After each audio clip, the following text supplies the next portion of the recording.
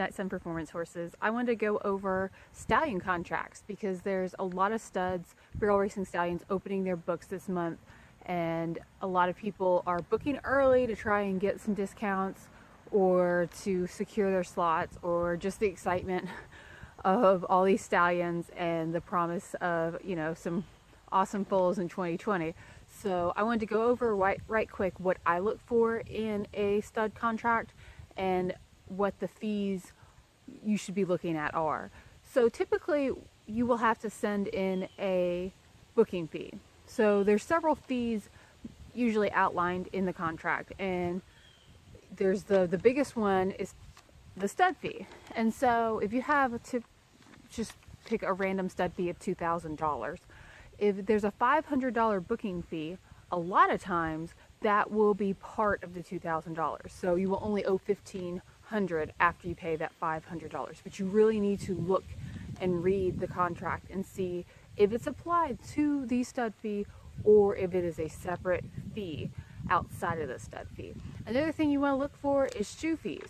So shoe fees aren't really common in barrel horses. They're starting to kind of be, but mostly they're common in cutting horses or other disciplines. But shoot fees may or may not include your shipping fees, which I'll go over in a minute. But they're no part of the stallion fee typically. You need to read the contract, but typically shoe fees do not apply to the stallion stud fee.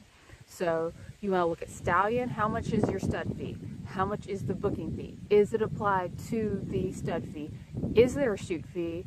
Does that include your shipping? Because if it includes your shipping, that may or may not be, that might be okay. So that's also, you want to look at shipping. Typically, so shoe fee sometimes is between, I'd say $200 and $650. You see a lot of $650 shoe fees, and that will include collection sometimes. Sometimes you need to read and see what it says. If it includes in collection, if it includes on-site breeding or shipping fees. So you need to kind of know the stallion's schedule. As far as, is he out there competing all the time? Then you're going to have frozen semen. Or will he be at the breeding farm some of the year? And then when are you thinking of breeding your mare? So the three major fees are going to be collection and shipping. So that will be cooled semen, next day delivery. So they'll collect them on Wednesday, they'll ship it, you'll get it Thursday, and breed your mare Thursday, depending on his schedule. Or counter to counter. That's typically higher. Same day, you have to pick it up at an airport. There are some stallions that only do counter to counter. Their semen won't last overnight, and for the benefit of the mare, they don't even offer it. So you have to order counter to counter. How far are you from an airport is the first question. Are you 4 or 5 hours away from your closest airport? Is that stallion worth driving 10 hours round trip and hanging at the airport for an hour and hoping you get your semen? That's something you need to consider. But it's definitely higher. Typically, next day FedEx deliveries $250 to $300. Counter to counter is usually around $400 to $500. And then frozen's always more expensive. The major advantage to frozen is that you can order it 2-3 weeks, a month before you plan on breeding your mare, as long as your vet has a, I think, nitrogen tank so that you can store the frozen. Frozen's, as long as you can store it, frozen you can order way ahead of time and it's there. You don't have to worry about the airport losing it, FedEx losing it, not getting it there in time, which are major concerns when you're trying to get a mare bred. Timing is a lot of the game, and so frozen has a slight advantage there. It does cost more, but you need to know that looking at your contract, what are the fees and how is the stallion available and what am I thinking about breeding my mare, frozen, cooled semen, and how much is it going to cost. Most of them will require you have a credit card on file, which is kind of to your advantage, because when you're trying to order semen, you don't want to be trying to pay for it. You want it to go as smooth as possible. They've got your credit card. It's in the mail. So the next thing is, this time of year, of course, they're talking early booking discounts. So usually it's, you have to look at the Stallion's page, website, or contact the owner. Usually it's, if they do have one, they'll advertise it, and it's by, a lot of them this year are by the end of October. Most of them are typically by the end of December, so by the end of 2018. And a lot of them are, you just have to send in your contract with a $500 booking fee and a copy of your mare's registration papers.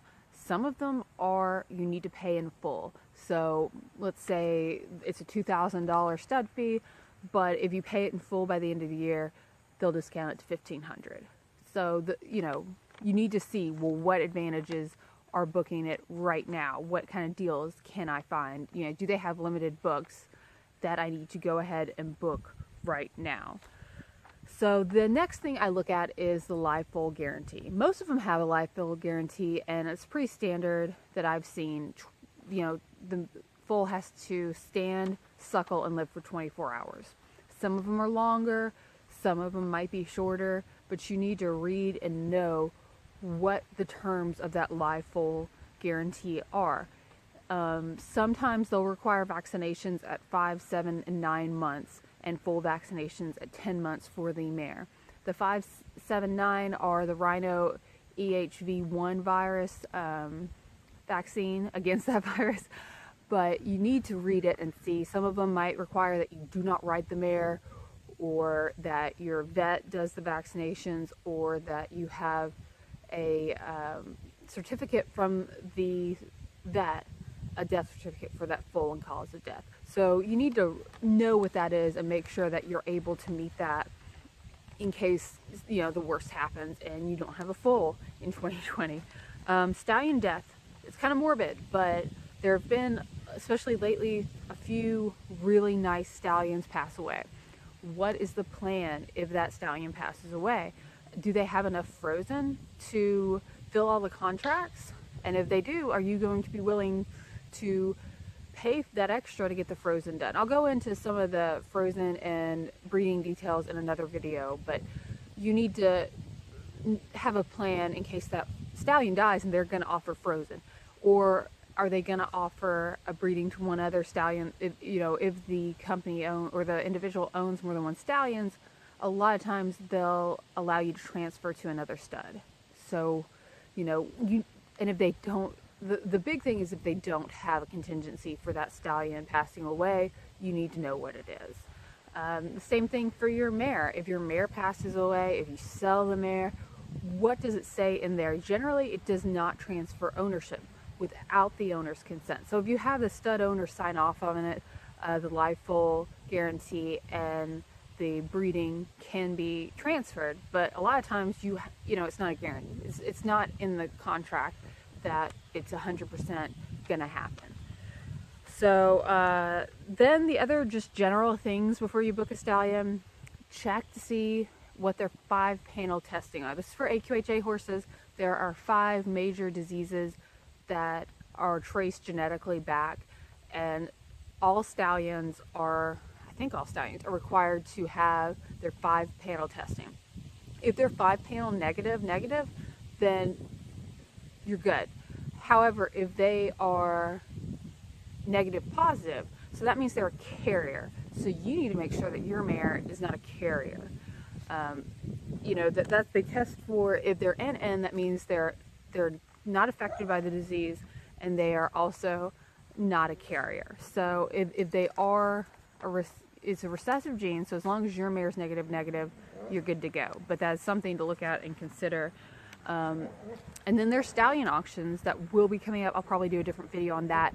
But the thing with stallion auctions is a lot of times there still is a shoe fee or a booking fee, and there's definitely shipping fees. So you need to get a contract before you bid on that stallion and find out what the fees outside this, because usually it just covers the stud fee. It does not include other fees.